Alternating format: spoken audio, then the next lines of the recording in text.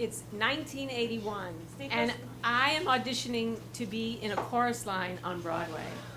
I had wanted to have this opportunity since I was a high school senior, sitting in the back row of the balcony with my parents, seeing a show that made me cry from the curtain up to the last one singular sensation. This is all I wanted.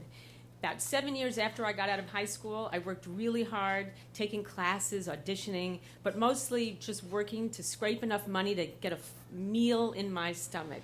That work was basically either a shoe model or a hand model, and the most favorite, perfect job that I used to do that paid the best was spraying people with perfume in department stores.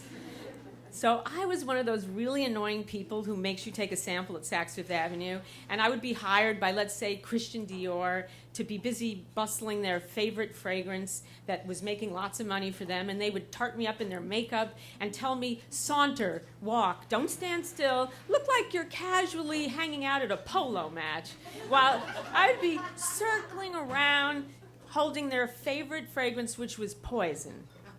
So Poison was very popular, and I used to have fun with it being an actress, so I would say, Poison for Valentine's Day.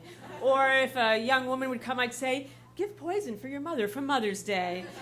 And nobody really gave a shit what I was saying, but I had to amuse myself because I was such a degrading job. And then one day I got the call from my agent that I was finally to get the big shot, a replacement cast for a chorus line, and it was the most exciting moment to get that call, and I showed up at the theater the next day with my big dance bag and 4 pair of character shoes and sweatpants and pictures and resumes, and I was all ready to go, along with 200 other girls who were just as ready and able. And we filed into the Schubert Theater, and the dance captain taught us a combination and filed the girls up on the stage 10 at a time. Michael Bennett, the choreographer, sat in the first row, God rest his soul, and he was so lovely, and we would go 10 at a time, and if he shouted in your face, thank you, it meant, you can go, you suck, you're not good enough for the job. So hours of thank yous were being hurled, and I had not been thanked, and I was thinking, this is it. I could finally eat and pay rent and live in the city like a grown-up. And finally, the dance captain brought us on, and he brought out sheet music, and I knew I'd have to eventually sing. And he gave me the role of Morales to sing, which was a song called What I Did for Love. And there was a small, tiny little problem. I couldn't sing. Now, I was really good at faking it till you make it up until now, but it had to be sung in the key that Marvin Hamlish had written it in, and you kind of can't fake that. But I figured I would just be myself and go up there and just try as hard as I can, because I had already basically spent the first paycheck, decided who the first phone call was going to be to. I mean, this was my job. So I got up there, and I sang for about 5 seconds until I heard Michael Bennett shout, thank you! And I knew it was over. And I was devastated because this was my big chance, and it would not come again. You only get one shot at a job like that. So I packed up all my shit, and I left the theater, and opening the stage door at the Schubert Theater was like 500 pounds of failure, and I walked out onto a hot, incredibly dirty New York street, because back then, before Giuliani and Bloomberg, we had no pooper scooper laws, and everybody was getting mugged, and there was garbage strikes every week. It was a disgrace. And I thought in my depression that my life was basically over, but I had to get to my next job, which was running the front desk at a dance studio.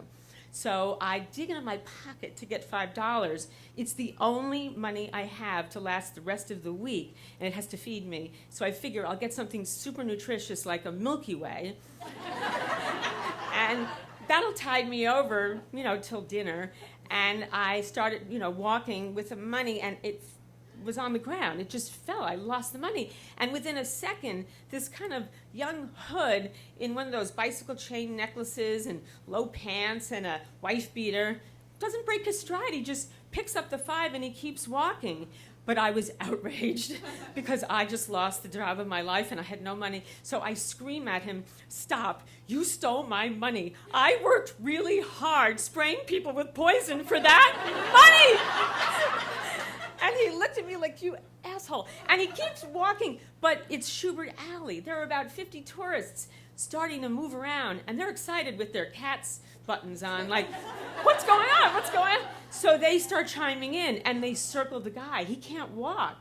And they're all shouting and screaming, stop that guy, he has her money. And now it's becoming like a riot. And then, out of nowhere, I heard the clomping of 4 hooves, because back then we had a lot of cops on horses. And this guy just clumps on up, he dismounts, and he asks what the problem is, and I tell him, and finally he gets the kid to give me back my money. The crowd cheers, and all of a sudden something unloosens in me. I feel like Bernard Goetz or Charles Bronson. I'm Billy Jack right there on 46th Street. So I go running off to my dance studio, and I'm feeling powerful, and I can't wait to tell everybody at the studio. And I tell them, and I demonstrate, and I dig in my pocket to show them what happened. And I pull up that 5, and there's another 5. I mugged this poor schmuck. I did! I had gone in 1 second from being a victim to a perp. It happened right away. I just did it. But the feeling of power that I had gotten. So I gave up dancing, and I gave up auditions, and I became a talent agent. And about 5 years later, one of my clients invited me to see a chorus line, the 10th anniversary show, and it was magnificent. And when I left, I thought, I am so lucky, and I need to thank that little schmuck and give him back his $5. Thank you.